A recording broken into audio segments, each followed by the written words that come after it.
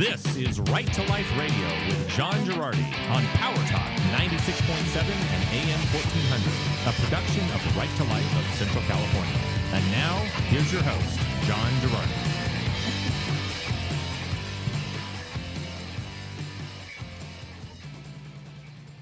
It's the first Saturday of the month, which always means we take a break from some of the political commentary raging around abortion. We overlook the fact that the city of Fresno gave Planned Parenthood $1 million.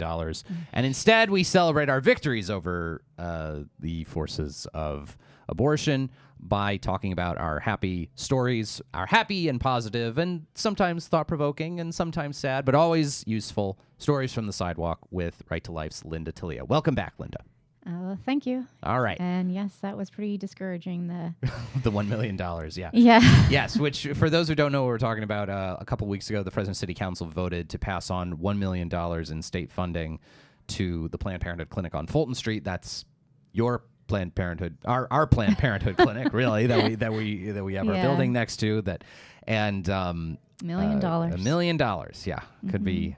Which, for those of you wondering, get in touch with us. If you want to donate John $1 million. John at obriafresno.org if you want to give $1 million to a clinic that doesn't do abortions. Right. Obria, anyway, so we'll have more on that in the weeks ahead. All right. So going aside from there, Linda, one of the big questions we're always faced with at Right to Life in talking about abortion, especially talking about abortion with kids, with really older anybody. kids, with older kids, Yeah. teenagers, et cetera, and really with adults.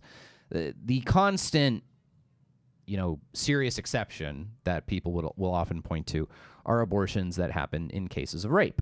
And it is the one instance where, essentially in any other instance, the child is there in the womb through some voluntary choice that someone made to have a sexual encounter. Well, in an instance of rape, this is a sexual encounter that someone did not choose. So it's always sort of presented to us as, well, you're so heartless, how would you deny someone an abortion in the event of a rape? And there are reasonable and good responses to that, the unborn child didn't choose this, killing another child, et cetera. And a lot of the responses to it are really good. But you had an encounter with someone outside of Planned Parenthood that sort of shined a different kind of light on how on that whole topic. So I'll give you the floor and tell the story of this young woman you met. Well, as you were talking about that, I was remembering that there was I'm not sure if we're supposed to talk about other radio personalities, podcast personalities. If they are on our station, you may, but let's just say an anonymous person. Well, let's just say somebody who has a lot of followers actually brought that topic up. Mm-hmm. I'm not going, if my 14-year-old sister got raped, blah, blah, blah, and then one of the Seth, I can't remember his last name, pro-life. Yeah, the guy who runs the Babylon. I know exactly what you're talking about. Yeah. It was on the Joe Rogan podcast. Yeah, okay. he ended up, he didn't know, he thought he was being interviewed, but it ended up being a debate. Mm-hmm. Yeah. And it kind of turned around. Yeah, so he was interviewing, I think it was the guy from the Babylon Bee, and Rogan was sort of saying, he's a podcast, so he's not a direct competitor. It's all right. Okay. So Rogan was talking about. I was giving you more credit. I would never. Yeah, I mean, if it was beep, name redacted, then I wouldn't let it. So Rogan was talking about, if my 14-year-old daughter was pregnant, I would never. How dare you say that she would have to carry that baby to term? And I forget the guy's name, but he's one of the guys who runs Seth something who runs the Babylon Bee. And I could probably look up his name while you talk. What is the Babylon Bee? The Babylon Bee is an online satire news site that makes humorous articles from a sort of right-wing perspective, making fun of the news. It's kind of like The Onion, but for conservatives. So anyway, so it was an interesting sort of flashpoint in a major media Well, entity. the interesting part that I thought happened was that here he is talking to this person who usually is pretty set in his ideas. Seth Dillon. He kind of backed up and was like, oh, okay, well, some of that does make sense. Right. So right. anyway, that was just a little extra. Yeah. A couple months ago, I was, of course, out on the sidewalk and started talking to a young woman and asked her if she would like to come and talk. I wasn't sure if she was pregnant or not, but she just seemed like she wanted to talk. Sure. And sometimes people want to not stand on the sidewalk and spill their personal business. Sure. Yeah. Yeah. So we walked over to the building. It's the benefit of having the building. Yeah, right next door. And it's nice and comfortable. We have snacks. Exactly. So we started talking, and she said, I came here to get a pregnancy test. And I said, oh, okay, so what if you're pregnant, or what's the situation? And she said, actually, I was raped. And I said, I am so sorry. I mean, no one should ever have to go through that. And she said, well, it happens, and I want to know if I'm pregnant, because if I'm pregnant, I'm going to keep the baby because it's not the baby's fault. Right. And I said, wow, that's really noble and strong. And right. she said, well, I'm a Christian, and you know, I'm thinking back about the whole situation, and I just want to make sure that somebody else doesn't have to suffer too. And this, mind you, this young girl is about 20. Sure. So this is, you know, pretty forward thinking in its true essence. Yeah. Well, and you know, one of the things we try to emphasize with some of our youth education things, and one of the themes that I've been trying to push as I'm developing more of our youth educational presentations that we're offering out of Right to Life, is the idea of forming the moral imagination. So I think one of the difficulties we see, especially in the debate about abortion cases of rape, is people have an easy time seeing in a young pregnant woman who has suffered rape a human being with whom they can empathize, if not sympathize, that this is an identifiable person, this is an identifiable, valuable person who has been violated in some way, and we have this urge to do what we can to help this person, whatever that thing is. And we don't have that same kind of moral imagination to identify with the child. Yeah. That there's, you know, and I think it's understandable that people have a hard time seeing in, you know, a single-celled zygote or a 6-week-old fetus who's not super developed, seeing someone with the same moral value as a walking around adult. I think it's actually more than that. I think that we're hyper emotional now from social media and all of this stuff being thrown at us. And so everybody wants to form an emotional response, I think. Sure. And the first thing you think is, oh my God, this person was raped. We have to do something. Oh my gosh. We're going to do something. Right. Well, the thing is, we should be doing something long before rape. Antecedent. Yeah, exactly. Yes. Yeah. Like there are several breakdowns that have happened prior to this point. Yeah. Whether it's... We need to be teaching better in the classroom or wherever. We need to be teaching boys how to be men and... Yeah. There are about 80 different cultural phenomena that led to cultural phenomena and wounded human nature and all kinds of things. I mean, I could keep going down the list. Yeah, that was the first thing that popped up. But and as a woman and having been a girl, you learn where you should be and shouldn't be, and that's not to say that that the girl or woman should ever be at fault. Yeah. But there are a lot of dynamics that go along with rape. Well, and I think a lot of unsafe social dynamics that feed into it. I mean, I guess I don't know all the statistics, but I'd imagine incidences of sexual assault are higher in lower socioeconomic neighborhoods and lower among that if you don't have strong support systems, schools, family dynamics, etc., that leads to these kinds of outcomes being more likely. But the idea that abortion is just the Band-Aid, is just the quick fix, that solves the problem somehow. But we know that this is... No. Rape is obviously traumatic. Yes. And I don't think there's anyone who would doubt, or maybe there are now, there are people that are are celebrating, quote unquote, their abortions. But for the most part, I think the general population believes that abortion is traumatic, and that's one of the issues that people have with us standing in front of Planned Parenthood. They think we're adding insult to injury. Right. So there's a perfect example of true insult to injury. You have a trauma from the rape, and then let's add trauma again. And I don't know how much counseling someone gets at Planned Parenthood about, how you might feel in a week or a month or a year or lifetime. And I think there's been a highly sort of politicized approach to mental health after abortion because there is a whole political party and a whole political advocacy base that's premised around the idea that abortion's totally fine, abortion's totally good, abortion, you shout your abortion, abortion's empowering, abortion, and with build no your altar.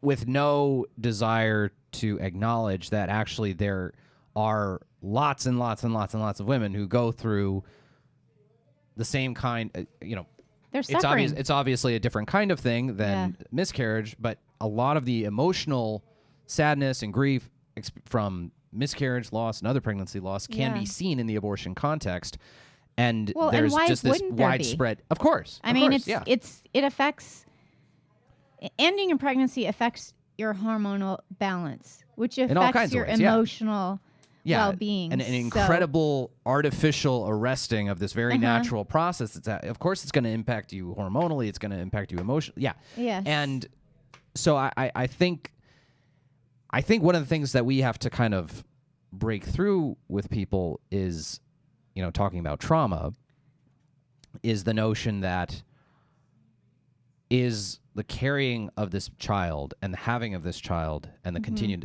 existence of this child. I think people view that as something traumatic. They view the child's continuing existence as something traumatic. And I just don't think even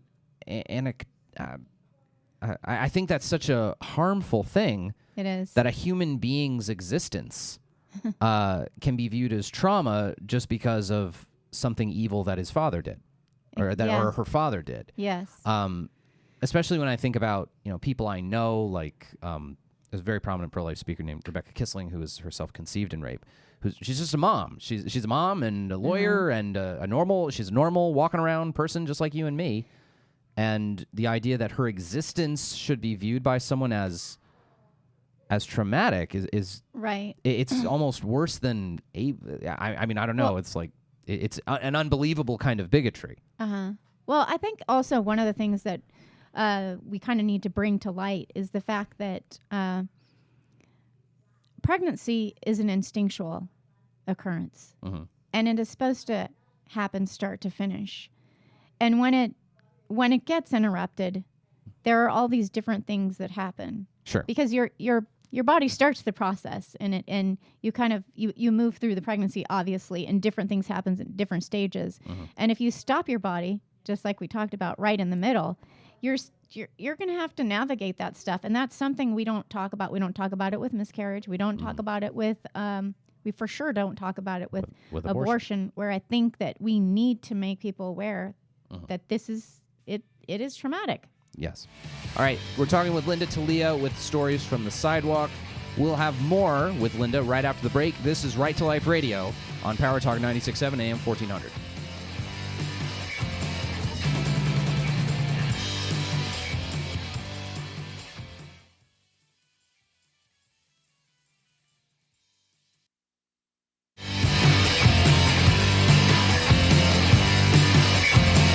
Right to Life Radio. This bumper music sounds eerily familiar. For those who don't know, this is the opening bumper music for the John Girardi Show, which you can listen to Monday through Friday, 6 to 7 Why wouldn't p.m. they know that? Yeah, of course. Well, if you're a John Girardi aficionado, like your mother. Well, no, it's more my dad. My mom doesn't even listen to me all the time anymore. It's pretty much my dad is has started binging the podcast of my show. By the way, if you want the podcast of either this show or The John Girardi Show. You can search for them on Apple Podcasts. Just search for Right to Life Radio. Pay 50 cents. Or, no, free. They're free. Totally free. Or search for John Girardi Show on Apple Podcasts, the iHeart app, the Stitcher app, all kinds of apps. So anyway, wherever you get your podcasts. All right. We're here with Linda Talia from Right to Life Central California. We're talking about our stories from the sidewalk. So one of the really cool aspects of Right to Life's work, Linda, and your work outside of Planned Parenthood, is that some of the women with whom you interact who decide to keep their babies, we don't just sort of say, okay, bon voyage, good job having a baby, is that we do try to keep in touch. That we do try to keep in touch with them and help them and assist them with stuff they need. So you've had a couple of like 2-year anniversaries and 2-year baby birthdays for some of these women. So give us the update on some of these great women that you've been working with. Okay. Sometimes I can't really go all the way there because it's so amazing in the true sense of the word that we have these two toddlers. Yeah. Because we just happen to be there. We just happen to be standing there and happen to have a conversation. So, sometimes I'm just like, oh, yeah. And then all of a sudden I step back and go, wow. They only exist because, yeah, exactly. So today I reached out to 2 of them, and I love both of them. One of them I have more interaction with than the other. It goes like that. One or the other will have, an easier relationship with me or with Sarah, and in the past, Monica. Yeah, and it's sort of a thing of, obviously personality. We can't, it's not like we force ourselves to. I mean, I don't know why everyone doesn't love me. Yeah, exactly. Let us be your friends. Why? No, it's not like any of the women we work with, they don't owe us that. No. But it is cool when some of them choose to kind of continue to share what's going on with themselves. So I reached out to one of them, and this story, I'm going to abbreviate. I met her, and she was pregnant with her 3rd, and she was on the IUD. So she was like, this is ridiculous. I mean, I did everything I was supposed to do, and here I am. And we ended up talking, and when she left, I didn't think she was going to keep the baby.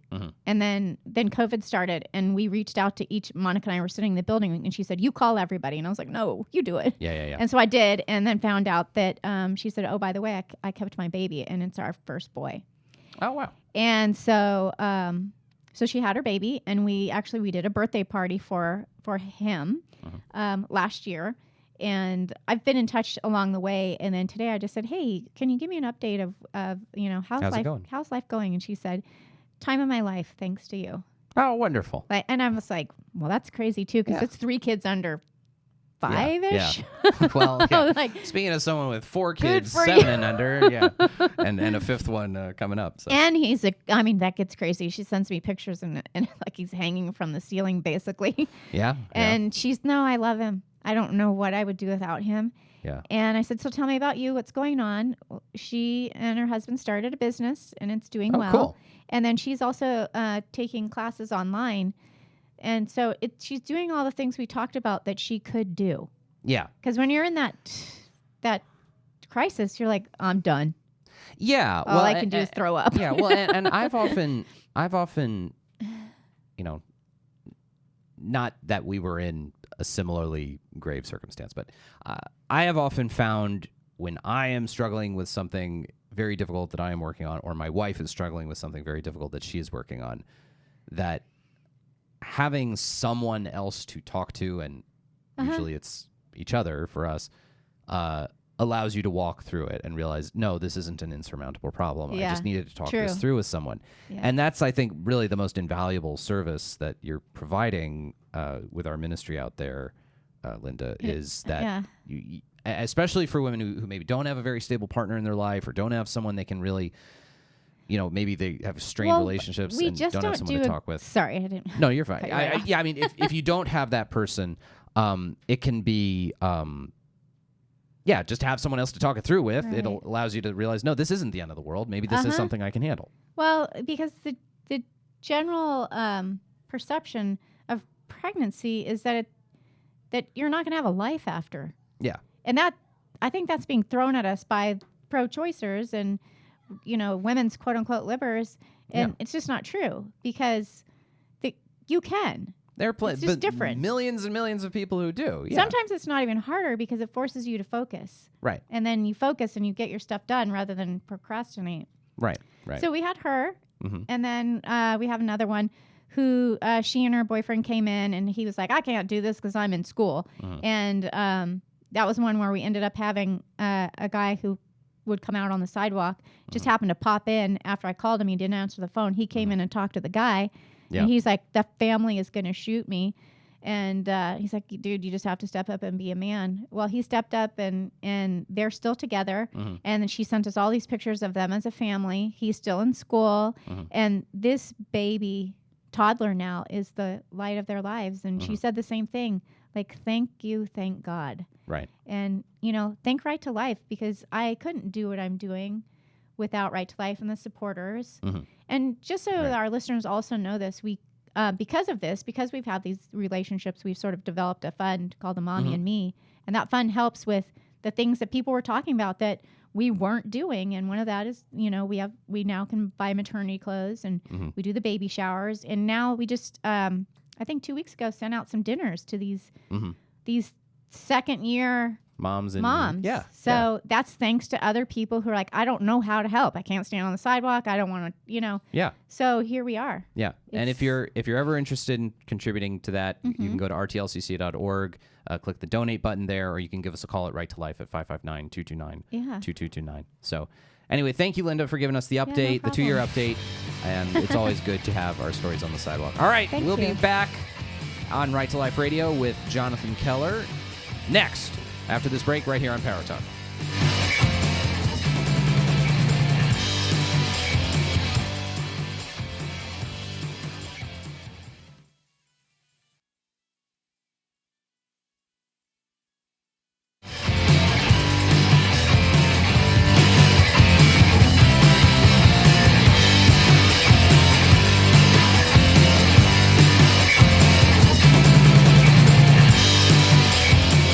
Right to Life Radio.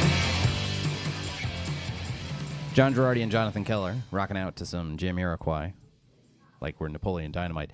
Thank you to Linda Tlia for joining us earlier, and thank you now to Jonathan Keller for joining us from the courtesy of the California Family Council. Good to be here with you, Jonathan. I am happy to be here as well. All right. So just because we haven't done it for a little while, I'm going to spend a little time here talking about Prop 1. I was asked a little bit ago to give a talk about this for a bunch of religious education people throughout the Roman Catholic Diocese of Fresno, and I've been doing a little more talking about it and thinking through it. So, Jonathan, this is basically, I'm just going to do the radio version of basically the talk I gave for all these people, and you feel free to chime in. I'm sure you are more than capable of doing. So, absolutely. Yeah. So basically, here's the way to understand Prop 1. Now, Jonathan, actually, you have some political updates from Prop 1 that are not heartening, to put it extremely mildly. Are extremely, extremely bad in a sense. So, Proposition 1, for those who don't know, this is an amendment to the California Constitution. So this is putting something into our foundational state law in California, to put a right to abortion right into our foundational state law. And just so people kind of understand this, you all know about the federal Constitution, the U.S. Constitution, which is the bedrock for federal law. So if something is in the Constitution, you can't just write a normal law like majority of the House, majority of the Senate, the president signs it. That contradicts the U.S. Constitution. It's a similar structure in California. California has its own state constitution, which is the bedrock of our California state law. All the big structures and really important individual rights that we have here in California, it's in the California Constitution. So normal laws cannot contradict it. Normal laws that are passed in the normal way through a majority of the state assembly and a majority of the state senate, and the governor signs it. You can't pass laws that violate the California Constitution. Right. All right. And it's also a case that when you put in a new constitutional amendment, all the old normal laws you had on the books to the contrary, those all get swept away. When, for example, on the federal level, when the 13th Amendment got ratified to abolish slavery, any prior existing federal law that was on the books that was authorizing slavery, all that stuff got wiped away. All those laws were wiped away by the 13th Amendment. It superseded everything that was supersedes everything to the contrary prior. So, and there is something, John, that you as a brilliant Notre Dame trained attorney, I mean, you can maybe give a 30-second... A Notre Dame trained attorney. You could give a 30-second description of the supremacy clause, the idea that federal law kind of trumps state law. Yeah, it's generally where you have two things in the same arena, and there's federal law and state law, all things being off, not in every single case, but often the federal law sort of dominates there. But it's precisely that's sort of separate a bit from the Prop 1 issue. But it's precisely that level of constitutional supremacy that meant that controlling Supreme Court precedent of interpreting the Constitution, that's why up till now, no state, even if they were a very red pro-life state, they could not come out and say, no abortions here in Texas or Arizona or wherever. Right. So the 14th Amendment, which applies specifically to states, was read by the Supreme Court to mandate legal abortion nationwide, and that was true because that's how the Supreme Court interpreted it up until June 24th of this year. So anyway,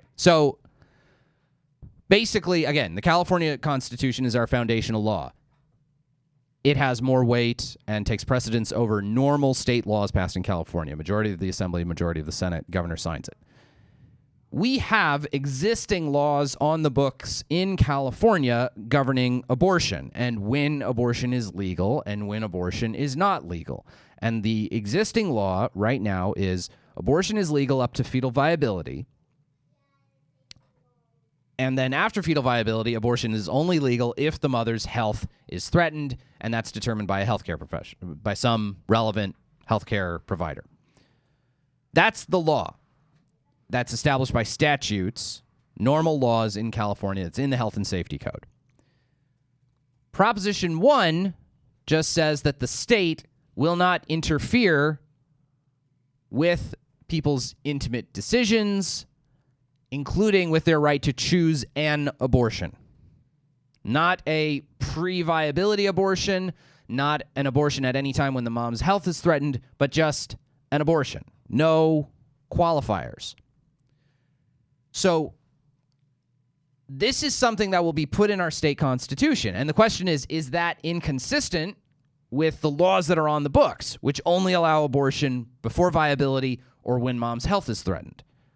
I would say that those two formulations are different, and that the formulation in Proposition 1 is much broader and doesn't have any restrictions on it. So if the Constitution of California is saying you have a right to abortion with no limits on it, no restrictions on it,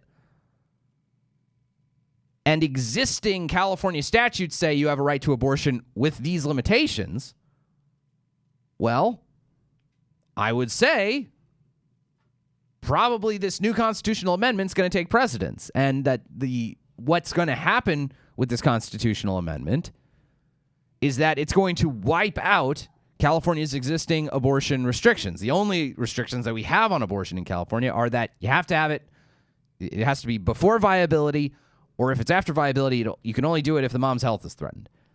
So that is the root of why Proposition 1 is so bad. It's amending the Constitution. It's wiping out all prior California law that would be contrary to it.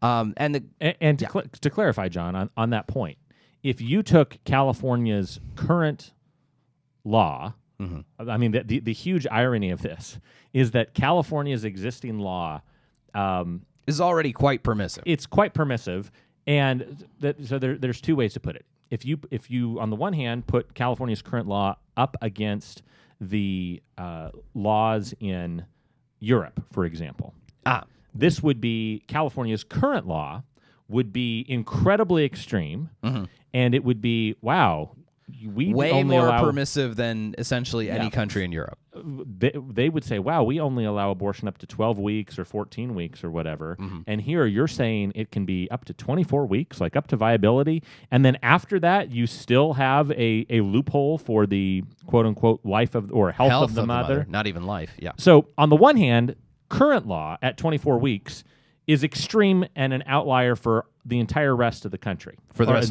of the world. Right. On the other hand, if you were a Democratic candidate running in a Democratic primary anywhere in the country this year, and you said, hey, I just think that, we shouldn't have abortions post 24 weeks. I support a ban on abortion after 24 weeks.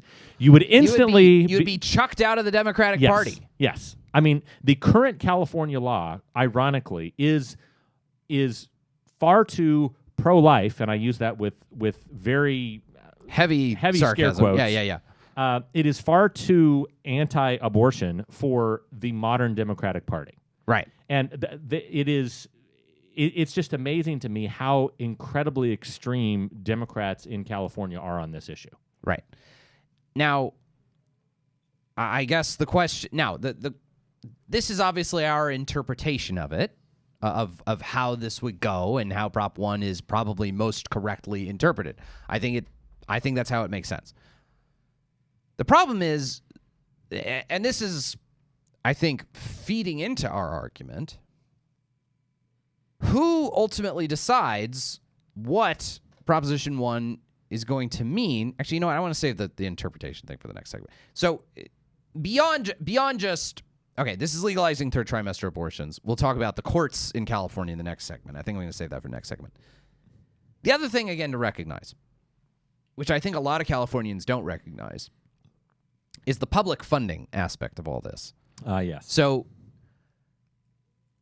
legal abortion in California means publicly funded abortion in California. If you have legal abortion in California, it is publicly funded. And this is the result of basically of a number of terrible California state Supreme Court decisions dating all the way back to the 80s. So it's the 1970s. Congress has just passed the Hyde Amendment. The Hyde Amendment is the federal ban on direct funding for abortion through using federal taxpayer dollars through federal health care programs, chiefly Medicaid. Okay, Democrats got behind it. Republicans got behind it. In the safe, legal, and rare era of left-wing abortion activism, a lot of people supported the Hyde Amendment. They said, look, it's understandable that people don't necessarily want to pay for abortion, so that's fine. California tried to do the same thing in the 1980s, and the California State Supreme Court forbade them from doing so. They said, no, you have to publicly fund abortion in California because if you fund childbirth through state healthcare programs like Medi-Cal, but you don't fund abortion, then you're tipping the scale of women's choice in favor of having birth, and we have to be neutral. Which is absurd. The idea that the state, like, okay, you want to argue there's a constitutional right to abortion, fine. But you're going to argue that there's a state constitutional right to abortion funding? That's even more preposterous. And ever since then, abortion has always been publicly funded in California. It's always been covered by Medi-Cal. So if you are going to have legal third trimester abortion as a result of Prop 1, it means necessarily you're going to have legal third trimester publicly funded abortions. So, unless you're okay with that, you should vote no on Proposition 1. Unless you like legal and state-funded third trimester abortions. All right, when we return, the question of who decides, and talking a little bit about the dynamics of the California State Supreme Court, next on Right to Life Radio.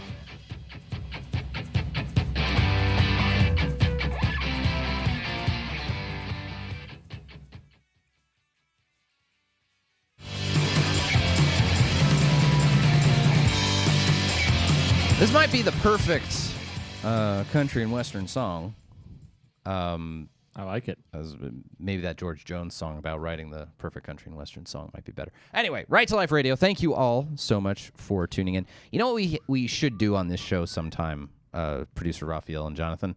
Yes, we yes. should do a a Buck Owens tribute week some week in honor of Agent Squires, who used to work for Buck Owens back in the day in Bakersfield, and it often drops pearls of Buck Owens wisdom to me, some of which is slightly profane, but that's all right. Anyway, they're going to put me in the movies. Anyway, thank you all so much for tuning into Right to Life Radio. All right, Jonathan, Proposition 1 is on the ballot. We think it could legalize third trimester abortion. We think it could result in attacks on the religious liberty interests of pro-life healthcare providers. We think it could do a lot of things. Problem is, it's written so vaguely and broadly. And the question is, well, who's going to ultimately decide what it means? And this brings us to the California State Supreme Court. Yes. So if you thought the Supreme Court was bad in certain of its 20th century iterations, boy, do I have a court for you.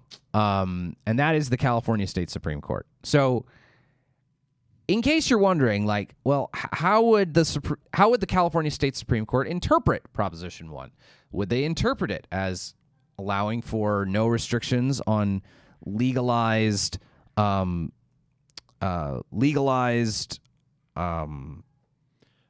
abortion basically at any stage? Legalized third trimester abortions. Yeah, beyond the viability standard, beyond anything else that other states or countries do. Right. Would it legalize that? Would it toss out existing California state laws that protect conscience rights, et cetera, et cetera? The ultimate decider of what the Constitution means, practically speaking, is the relevant Supreme Court for the relevant Constitution. So if there's a question about what the Colorado state Constitution means, probably the last entity who might decide is the Colorado State Supreme Court. And the federal government, looking at the federal Constitution, if we're not sure what it means, ultimately the decider would be the U.S. Supreme Court. And in California, it's the California State Supreme Court. So I know that Republican nominees versus Democrat nominees, that's not always the perfect, decider for how someone's going to rule on a given issue. Clearly, certainly at the U.S. Supreme Court, there have been more than our fair share of Republican nominees who have ruled like liberals on everything under the sun.